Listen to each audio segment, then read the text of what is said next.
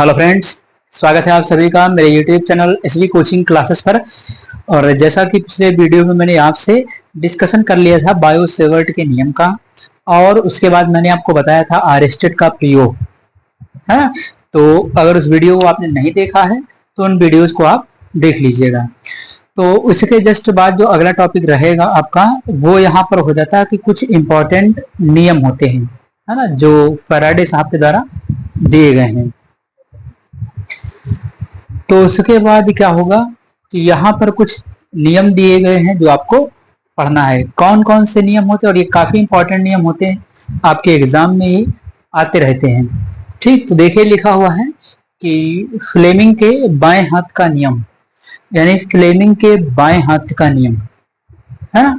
तो देखिए इन नियमों की आवश्यकता क्यों पड़ती है। इन नियमों की आवश्यकता इसलिए पड़ती है कि मान लिया कोई चालक है, उस चालक में अगर बल की दिशा या धारा की दिशा ज्ञात करनी है, यानी वहां पर यह पता लगाना है कि यहाँ पर जो धारा है वो किस डायरेक्शन में बह रही है, किस तरफ प्रवाहित हो रही है ना।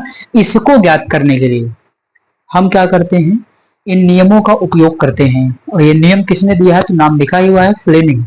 फ्लेमिंग नामक वैज्ञानिक ने इन नियमों का प्रतिपादन किया है ना।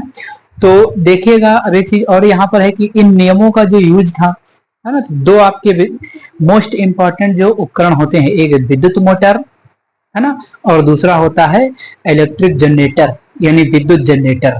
तो विद्युत मोटर और विद्युत जनरेटर, है ना, इन दोनों में धारा और बल की दिशा को ज्ञात करने के लिए ये दोनों नियम वहां पर लगाए जाते हैं।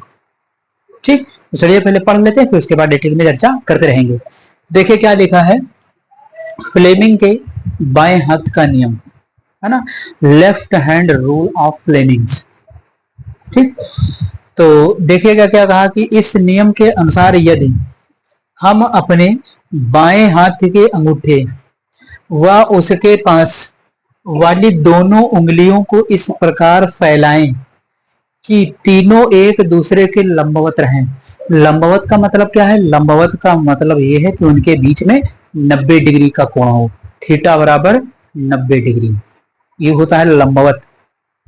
ठीक, उसके बाद देखिएगा तो इस स्थिति में अंगूठा चालक पर लगने वाले बल की दिशा, यानी तो क्या होगा, अंगूठा चालक पर लगने वाले बल की दिशा को बताएगा। ठीक, और अंगूठे के पास की उंगली चुंबकीय क्षेत्र की दिशा, अंगूठे के पास वाली जो उंगली है वो चुंबकीय क्षेत्र की दिशा को बताएगी, है, तथा बीच वाली उंगली क्या नाम है उसका, मध्यमा, है ना, धारा की दिशा को प्रदर्शित करती है। ठीक, तो ये तो जनरल स्टेटमेंट हो गया। अब समझ लिया जाए इसमें क्या है। तो जैसे मैंने ये बायां हाथ लिया और तीनों को मैंने इस तरीके से फैला दिया, देखिए ये है ना, ये तीनों क्या है, एक दूसरे के लंबवत हैं, यानी इनके बीच का जो कोण है ये, है ना, यहाँ से यहाँ और यहाँ से यहाँ और यहाँ से यहाँ। ठीक, इनके बीच का जो कोण है वो कितना, 90 डिग्री होना चाहिए, तीनों एक दूसरे के लंबवत। ठीक, अब ये नियम कहता है कि इस प्रकार फैलाएं। तो ये क्या होता, फैलाने के बाद ये जो अंगूठा होता है, बताया गया कि ये जो अंगूठा है वो चालक पर लगने वाले बल की दिशा को बताएगा, यानी इसमें बल क्या है, ऊपर की ओर लग रहा है, अंगूठा ऊपर की ओर है तो बल क्या है, इस डायरेक्शन में लग रहा है ऊपर की ओर। सामने की ओर ये जो अंगूठे के पास की उंगली है, ये लिखा था पीछे कि अंगूठे के पास वाली उंगली, इसकी बात कर रहा हूँ, इसका नाम भी होता है तर्जनी कहते हैं इसको। तो कहीं कहीं आप देखेंगे बहुत सारे जगह पे नियम लिखा होगा तो वहां मध्यमा और तर्जनी का नाम भी लिखा हुआ होता है, तो कोई दिक्कत नहीं, ये तर्जनी है और ये आपकी जो बीच वाली उंगली ये है, ये मध्यमा है। ठीक, तो ये वाली जो है वो चुंबकीय क्षेत्र की दिशा को प्रदर्शित करेगी। चुंबकीय क्षेत्र की दिशा कहाँ होगी, इस साइड में, सामने की ओर, ऐसे बल की दिशा इस साइड, चुंबकीय क्षेत्र की दिशा इस साइड। अब देखिए धारा जो है, तो धारा वाली उंगली देखिए मेरी साइड में है, मेरी तरफ है, तो धारा की दिशा मेरी साइड में होगी, इस साइड में, है ना। अब वो इसको यूज करने के ऊपर डिपेंड है। अभी इसको ऐसे बनाया है तो सब कुछ ऐसे नजर आ रहा, अभी इसको ऐसे बना दिया जाए, है ना, ऐसे बना दिया जाए तो वहां पर कुछ अलग हो जाएगा। तो हर जगह पर थोड़ा थोड़ा सा क्या है, इसके अंदर डिफरेंस आता रहता है ना भाई। जैसे इसका चेंज करेंगे, इसको जैसे इसका पैटर्न बदलेंगे, वैसे थोड़ा सा हल्का सा बल और धारा की दिशा थोड़ा सा चेंज हो गया है ना। अब देखिए इस तरीके से कर दिया, धारा की डायरेक्शन क्या हो गई, नीचे हो गई, चुंबकीय क्षेत्र आपका सामने की ओर है, बल आपका मेरी ओर हो गया। ठीक, तो यही होता कि बाएं हाथ का नियम, कि बाएं हाथ के अंगूठे को और दोनों उंगलियों को इस प्रकार फैलाएं कि तीनों एक दूसरे के क्या है, लंबवत रहें।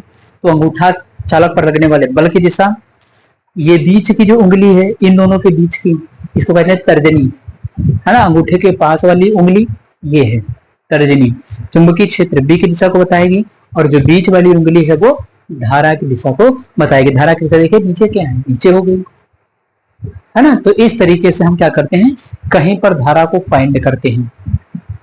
तो ये तो हो गया।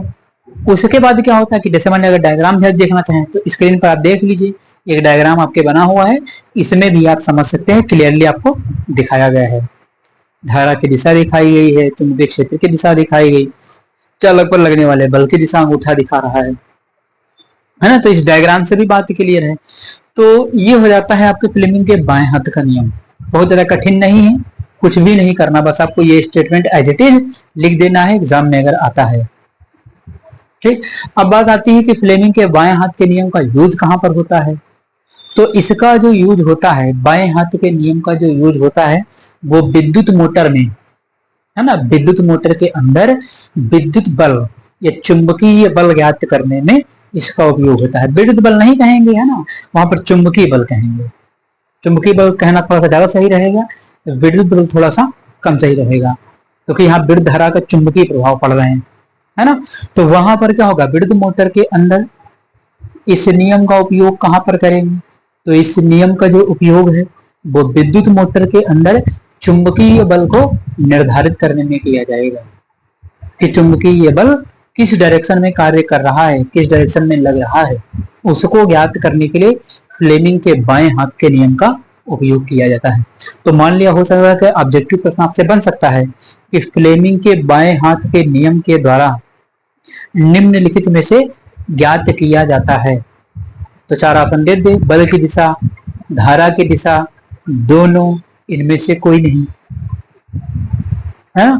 तो वहां पर आपको थोड़ा सा ध्यान रखना पड़ेगा कि फ्लेमिंग के बाएं हाथ के नियम की सहायता से हम क्या करते हैं, चुंबकीय बल की दिशा को निर्धारित करने का काम करते हैं, है ना। तो ये आपको ध्यान रखना है। अगर ऐसे भी मान ध्यान रखना है तो बा से होता है बाएं और बा से होता है बल, यानी बाएं हाथ का नियम बल को डिसाइड करने के काम आता है। तो बा से बाएं, बा से बल, ठीक।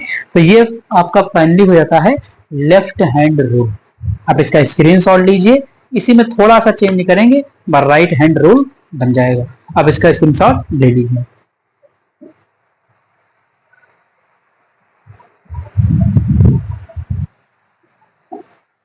तो चलिए अब यहां पर देख लेते हैं right hand rule of Fleming. तो राइट हैंड रूल में क्या है, तो जस्ट बिल्कुल है उसी तरीके से, बस थोड़ा सा चेंज करना पड़ता है। थोड़ा सा चेंज क्या करना पड़ता है, वहां पर बल को मापते हैं, यहां पर धारा को मापते हैं। यानी इसमें जो प्रेरित धारा होगी, है ना, जो जनरेट या इंड्यूस करंट होगी, प्रेरित धारा, उसको ज्ञात किया जाएगा। बस यही डिफरेंस होता है, बाकी सारा नियम सेम है। और हाथ बदल जाएगा, बाएं की बजाय दायां हो जाएगा, ठीक। तो पढ़ लीजिए, देखिए लिखा हुआ है कि इस नियम के अनुसार यदि हम अपने दाएं हाथ के अंगूठे व उसके पास वाली दोनों उंगलियों को इस प्रकार फैलाएं कि तीनों एक दूसरे के लंबवत रहें, तो इस स्थिति में अंगूठा चालक पर लगने वाले बल की दिशा, अंगूठे के पास की उंगली चुंबकीय क्षेत्र की दिशा तथा बीच वाली उंगली मध्यमा यानी धारा की दिशा को क्या करेगी, प्रदर्शित करती है। तो एज इट इज कुछ खास चेंज नहीं हुआ, केवल हाथ बदल गया, और इसका उपयोग हम मेनली धारा को ज्ञात करने में करते हैं, है ना। एक थोड़ा सा और यहाँ ध्यान रखिएगा, देखेंगे आप कहीं कहीं पर ये जब नियम लिखा हुआ होगा तो वहां पर थोड़ा सा कभी कभी लिखा होता है कि चालक की दिशा, है ना, चालक की गति की दिशा या चालक की दिशा या चालक पर लगने वाले बल की दिशा, सारी बातें एक ही तो हैं, क्या कोई अलग तो है नहीं। तो यहाँ पर चालक पर लगने वाले बल की दिशा, तो कहीं कहीं लिखा होता है चालक की गति की दिशा या चालक की दिशा, है ना। तो ऐसा लिखा हुआ मिल जाए तो वहां घबराइएगा नहीं, वो सही है। चालक की गति की दिशा का मतलब चालक पर लगने वाले बल की दिशा, ठीक, तो ये आपका हो जाता है। अब इसमें क्या है, वही सेम काम करना है आपको, दायां हाथ ले लेना, जैसा ये दायां हाथ हो गया, इसको भी लंबवत फैला दिया तीनों को, ये ले लिया। तो यहाँ भी ये अंगूठा क्या है, चालक पर लगने वाले बल की दिशा, ये चुंबकीय क्षेत्र की दिशा, और ये मध्यमा आपकी धारा की दिशा को प्रदर्शित करेगी। ठीक, तो बस यही तीनों खेल इसमें भी चलता रहता है। डायग्राम भी देखना चाहें तो स्क्रीन पर आप देख सकते हैं, ये फ्लेमिंग का दायां हाथ बना हुआ है, इसमें भी आपको सारी चीजें बिल्कुल एज इट इज आपको दिखाई गई हैं। तो डायग्राम बनाना अनिवार्य नहीं है, डायग्राम बनाने की कोई आवश्यकता नहीं, और अगर बनाना चाहे तो बना भी सकते हैं। आप अपनी तरफ से बनाना चाहे तो बना सकते हैं, एग्जाम में जब कहा जाएगा तभी आपको बनाना है, अपनी तरफ से आपको नहीं बनाना है। ठीक, तो ये हो जाता है दाएं हाथ का नियम। अब उसके बाद क्या है, अब बात आती है कि ये दाएं नियम का क्या यूज है, दाएं हाथ के नियम का। तो इसका यूज जो विद्युत जनरेटर होता है ना, उस जनरेटर में प्रेरित धारा की दिशा को ज्ञात करने में, यानी इसके द्वारा, दाएं हाथ के नियम के द्वारा प्रेरित धारा की दिशा को ज्ञात किया जाता है। तो ये ध्यान रखिएगा, आप ऑब्जेक्टिव प्रश्न बन सकता है कि फ्लेमिंग के दाएं हाथ के नियम के द्वारा निम्नलिखित में से किसका निर्धारण किया जाता है। तो दे देगा बल, धारा, दोनों, इनमें से कोई नहीं। तो मेनली जो आपको देगा तो उसमें लगाना है आपको धारा, कि इसके द्वारा हम प्रेरित धारा की दिशा को ज्ञात करते हैं। ठीक, तो ये हो जाते हैं फ्लेमिंग के दाएं और बाएं हाथ के दोनों नियम। आप इनका स्क्रीनशॉट ले लीजिए, फिर आगे की ओर डिस्कशन मैं आपसे करता हूं।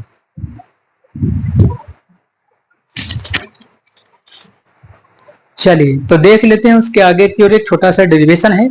ये डेरिवेशन भी आपके एग्जाम की दृष्टि से इंपॉर्टेंट है और अक्सर पूछा जाता है आपके एग्जाम में। तो देखिएगा यहाँ पर क्या लिखा है कि एक समान चुंबकीय क्षेत्र में रखे, यानी एक समान चुंबकीय क्षेत्र में रखे धारावाही चालक पर लगने वाले बल का सूत्र। तो एक समान चुंबकीय क्षेत्र, एक समान चुंबकीय क्षेत्र का मतलब क्या है कि वहां पर जितनी भी चुंबकीय फील्ड लाइंस होंगी वो सब क्या होंगी, एक दूसरे के पैरेलल, बिल्कुल समांतर, एकदम बराबर, है ना, जैसे एक लाइन दूसरी लाइन बराबर। तो यहाँ पर देखिए, ये लाइन, फिर ये लाइन, फिर ये लाइन, फिर ये लाइन, ये क्या है आपकी चुंबकीय क्षेत्र की लाइनें हैं और एक दूसरे के क्या है, बिल्कुल बराबर हैं, ऐसे बिल्कुल, है ना। तो यहाँ पर बी लिखा, बी चुंबकीय क्षेत्र है। तो एक समान चुंबकीय क्षेत्र हो गया, उसमें कोई चालक जिसकी लंबाई क्या है, स्मॉल एल है।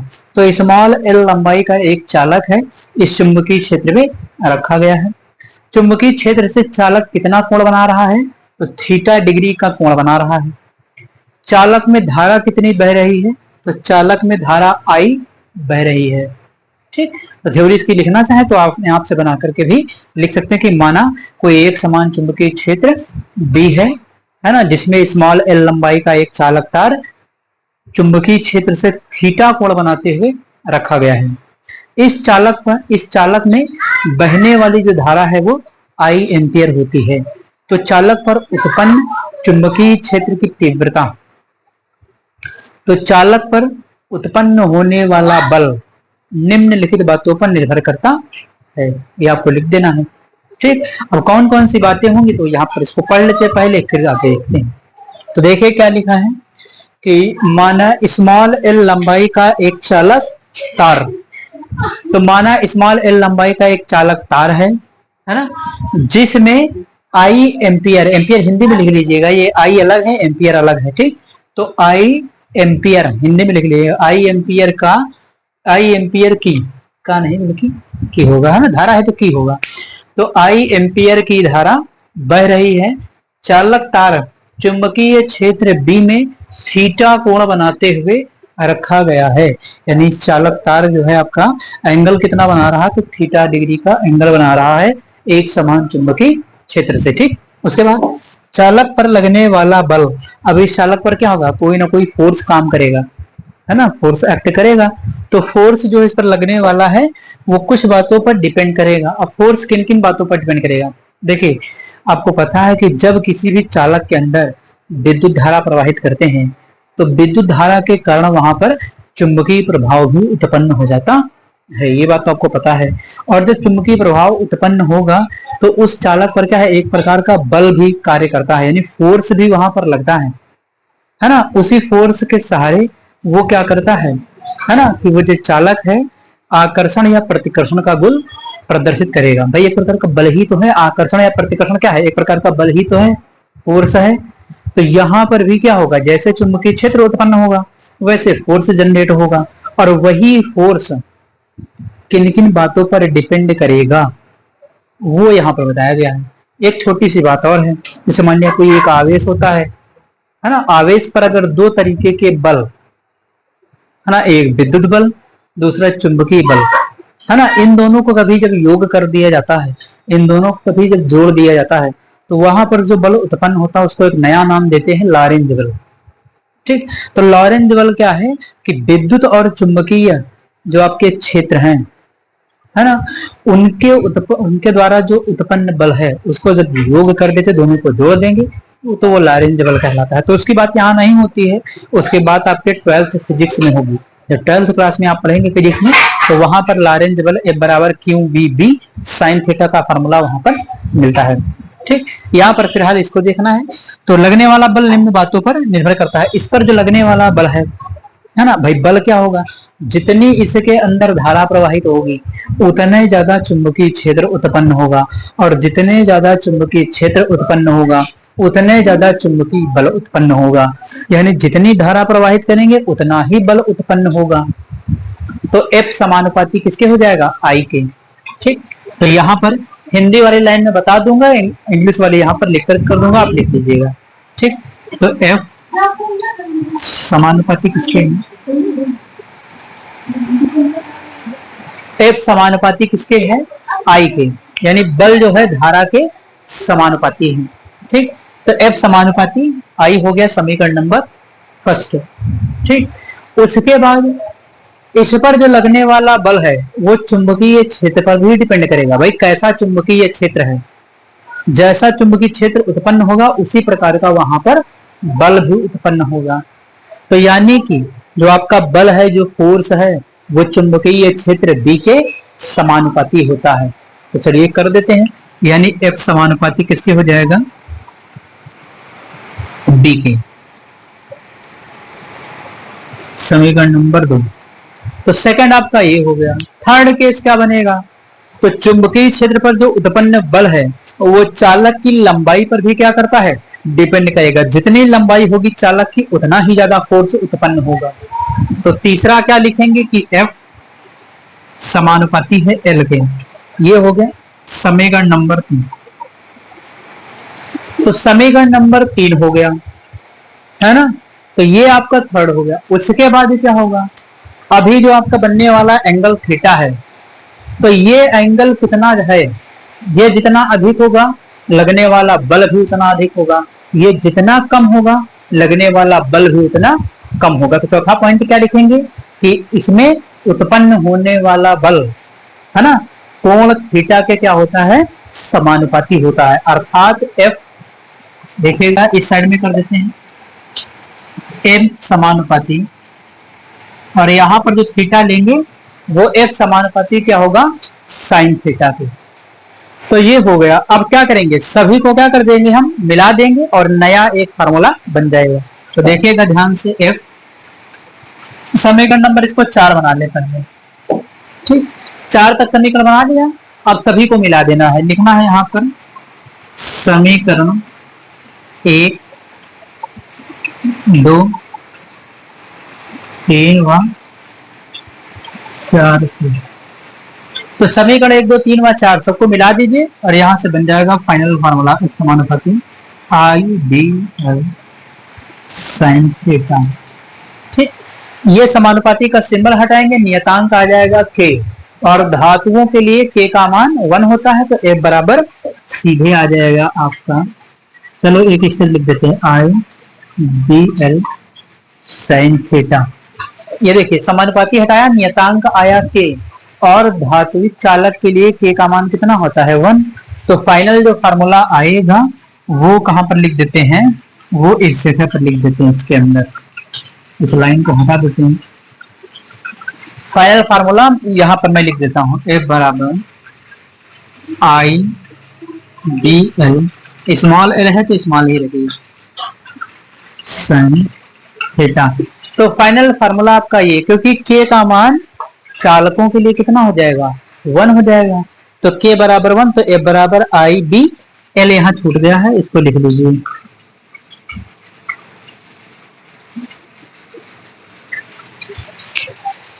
F बराबर के आई बी एल साइन थीटा। के का मान धातुओं के लिए कितना होता है? 1 होता है। के का मान 1 रखेंगे तो F बराबर I B L sine theta, ये फाइनल फार्मूला आ जाएगा। यहाँ पर कौन क्या है तो आपको पता है। F क्या है तो लगने वाला बल है। I क्या है? धारा है, पता ही है आपको। B क्या है? चुंबकीय क्षेत्र है। स्मॉल l क्या है? चालक की लंबाई है। साइन थीटा क्या है? तो साइन थीटा है कोण। जितना भी कोण यहाँ पर सवाल में दिया जाएगा रख करके फार्मूला ये हमको सॉल्व कर लेना है, और इसका डेरिवेशन अगर आता है तो जो मैंने बताया है एज इट इज आपको ऐसे ही करना है। यहाँ पर मैंने जो भी बताया था आपको वैसे कर दीजिएगा, और अगर वैसे हिंदी में न लिख पाइए, वैसे पता चल रहा है कि बल क्या है? आई धारा के समानुपाती है। लगने वाला बल धारा के समानुपाती, F समानुपाती आई। लगने वाला बल चुंबकीय क्षेत्र B के समानुपाती, F समानुपाती B। लगने वाला बल चालक की लंबाई स्मॉल l के समानुपाती, समीकरण नंबर 3। लगने वाला बल कोण के समानुपाती, तो F बराबर F समानुपाती साइन थीटा, समीकरण नंबर 4। समीकरण 1 2 3 व 4 से सबको मिला दीजिए। F बराबर I B L sine theta बनेगा। समानुपाती का सिंबल है, इसको हटाएंगे नियतांक आएगा, नियतांक आ गया के, है ना। के का मान धातुओं के लिए कितना? 1 हो जाएगा, तो F बराबर I B L sine theta final formula आ जाएगा। तो ये रहा आपका एक समान चुंबकीय क्षेत्र में रखे हुए धारावाही चालक पर लगने वाले बल के सूत्र का फार्मूला। ये मैंने आपको बता दिया, है ना। तो उम्मीद करता हूं कि आज जो मैंने आपको पढ़ाया है वो आपको समझ में आया हुआ होगा। और अगर चैनल पर नए हैं तो चैनल को सब्सक्राइब करें, वीडियो को लाइक करें और शेयर करते रहिए। तो चलिए फिर मिलते हैं अपने नेक्स्ट लेक्चर में। Thanks for watching this video.